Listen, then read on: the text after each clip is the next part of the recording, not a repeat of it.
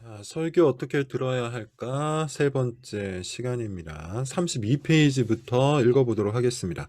가장 강력한 은혜의 수단 설교. 여기에서는 설교가 천대받는 오늘날 교회 현황에 관한 이야기를 좀 많이 하고 있습니다.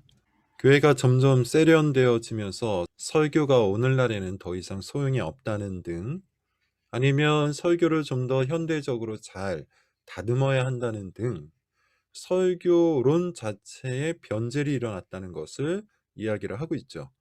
33페이지에 이런 말이 있어요.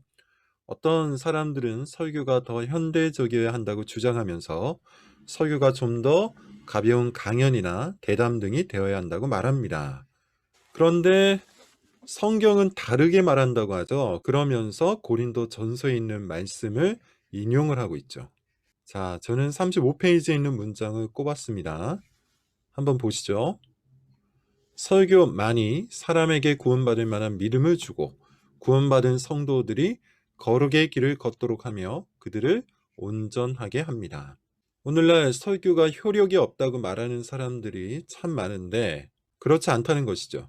과거나 지금이나 성경의 시대나 우리의 시대나 동일하게 설교는 계속해서 위협을 받고 있지만 여전히 하나님께서는 설교를 사용하신다는 겁니다. 그러므로 우리는 이 문장 설교만이 사람에게 구원받을 만한 믿음을 주고 성도들로 하여금 거룩의 길을 걷도록 하며 온전하게 만든다는 이 문장을 받아들일 필요가 있어요. 그러면서 이런 말도 하죠. 39페이지로 가면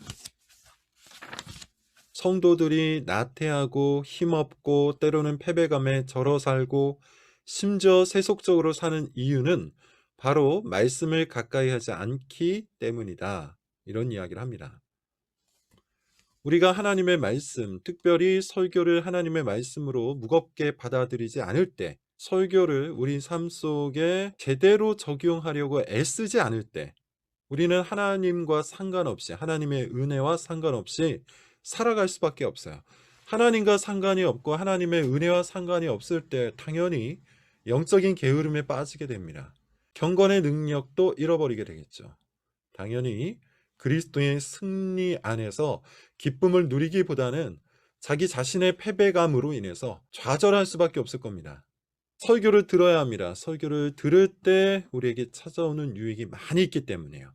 결정적으로 이 저자는 이렇게 이야기합니다. 30페이지 중간에 보면 우리가 설교를 들어야 하는 이유, 하나님께서 말씀하시기 때문이죠.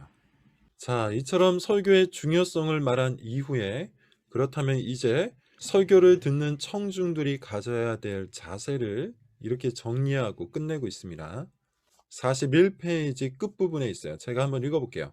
설교자를 하나님의 말씀을 선포하고 가르치는 사람으로 부르셨다면 우리는 청중들이겠죠. 그 선포된 말씀을 듣고 배우고 사랑하는 사람으로 부름을 받은 사람입니다.